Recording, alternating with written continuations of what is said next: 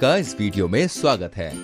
हम इस वीडियो में कोशिका यानी सेल के बारे में जानेंगे।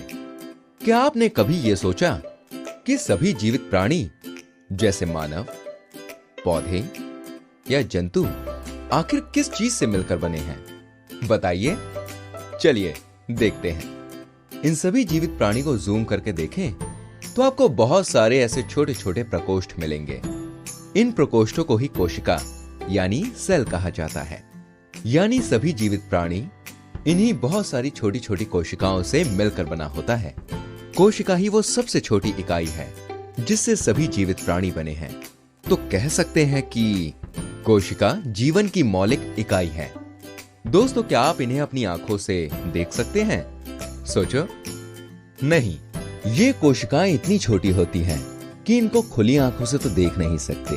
अगर आप इनको देखना चाहते हैं तो अपने विद्यालय की जीव विज्ञान लैबोरेटरी में सूक्ष्मदर्शी यानी माइक्रोस्कोप से देख सकते हैं। अब आपके मन में सवाल आ रहा होगा कि जिस कोशिका को देख पाना इतना मुश्किल है, जिसको सिर्फ सूक्ष्मदर्शी से ही देखा जा सकता है, तो इसके बारे में पता लगाना कितना मुश्किल रहा होगा। सोचो। जी हाँ, 1590s में वैज्ञानिक ज़ेकराइस जेन्सेन ने पहला वास्तविक यौगिक सूक्ष्मदर्शी यानी माइक्रोस्कोप का आविष्कार किया था। फिर 1665 में रॉबर्ट हुक नाम के एक महान जीव वैज्ञानिक ने इस माइक्रोस्कोप का यूज किया और किसी पेड़ की छाल यानी बार्क को सूक्ष्मदर्शी में देखा। उन्होंने पाया कि इस पेड़ की छाल में अनेक छोटे छोटे प्रकोष्ठ थे जिनकी संरचना मधुमक्खी के छत्ते जैसे प्रतीत होती थी। उन्होंने इन प्रकोष्ठों को कोशिका यानी सेल कहा। सेल एक लैटिन शब्द है जिसका अर्थ होता है छोटा कमरा या कंपार्टमेंट। तो इस तरह से कोशिका की खोज हुई और रॉबर्ट हुक ने कोशिका के बारे में बताया। इसके बाद और रिसर्च हुई तो पता चला कि सभी जीवित प्राणी कोशिकाओं से मिलकर बने होते हैं। कोशिका जीवन की मौलिक इकाई है। सभी कोशिकाएं पहले उपस्थित कोशिकाओं से आती हैं, यानी पहले उपस्थित कोशिका विभाजित होती है और दो नई कोशिकाओं का निर्माण करती हैं। यही स्टेटमेंट्स कोशिका सिद्धांत कहलाए जाते हैं। अब दोस्तों ये बताओ, क्या सभी जीवित प्राणी एक जैसी कोशिका से बने होते हैं या अलग अलग? जी हाँ, सही सोचा। सभी जीवित प्राणी एक जैसे दिखते ही नहीं है, तो एक जैसी कोशिका से कैसे बने हो सकते हैं, है ना? यही नहीं, कोई भी बहुकोशीय प्राणी जैसे मानव में भी कई तरह की कोशिकाएं पाई जाती हैं। जैसे मांसपेशी कोशिका, इसकी कुछ इस तरह की बनावट होती है। और जैसे रुधिर कोशिकाएं, अस्थि कोशिकाएं, शुक्राणु और तंत्रिका कोशिकाएं कुछ इस तरह की होती हैं। यानी कोशिकाओं में अंतर पाया जाता है और इन कोशिकाओं की बनावट उनके काम के अनुसार होती है। और अगर छोटी कोशिकाओं में आकार देखें तो कुछ कोशिकाएं बहुत ही छोटी होती हैं जिनको आंखों से देख भी नहीं सकते। जैसे कि बैक्टीरिया, जिसका आकार लगभग 0.1 से 0.5 माइक्रोन होता है।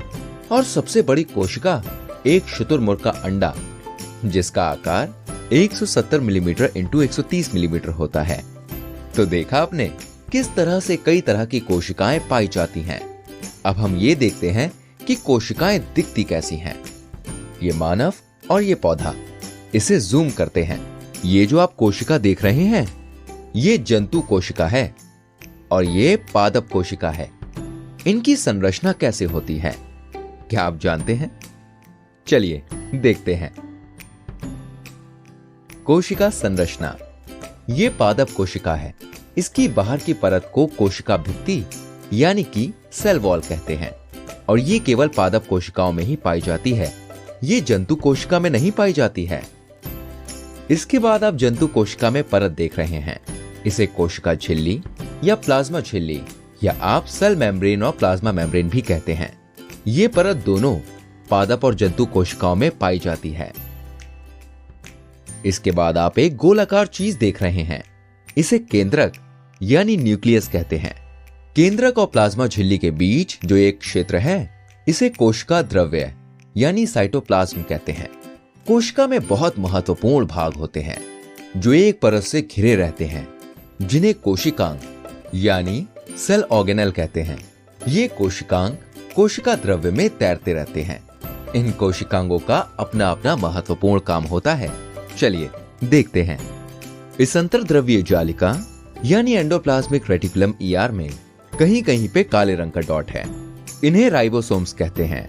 जिस अंतर्द्रव्यीय जालिका पे राइबोसोम होते हैं उसे खुरदरी अंतर्द्रव्यीय जालिका यानी रफ एंडोप्लाज्मिक रेटिकुलम आरईआर कहते हैं, और जिस पे राइबोसोम नहीं होते उन्हें चिकनी अंतर्द्रव्यीय जालिका यानी स्मूथ एंडोप्लाज्मिक रेटिकुलम एसईआर कहते हैं। इसके बाद ये गोल्जी उपकरण यानी गोल्जी एपरेटस है, और ये लाइसोसोम्स है। अब ये माइटोकॉन्ड्रिया है। इसके बाद पादप कोशिका में ये प्लास्टिड है। ये कोशिका अंगक सिर्फ पादप कोशिका में ही पाया जाता है। और अब ये रस्थानिया यानी वैक्यूल्स हैं, जो पादप कोशिका में तो बहुत बड़ी और जंतु कोशिका में बहुत छोटी होती है। तो दोस्तों ये कोशिका की संरचना है। सारांश, कोशिका जीवन की मौलिक इकाई होती है। कोशिका के बारे में रॉबर्ट हुक ने 1665 में बताया।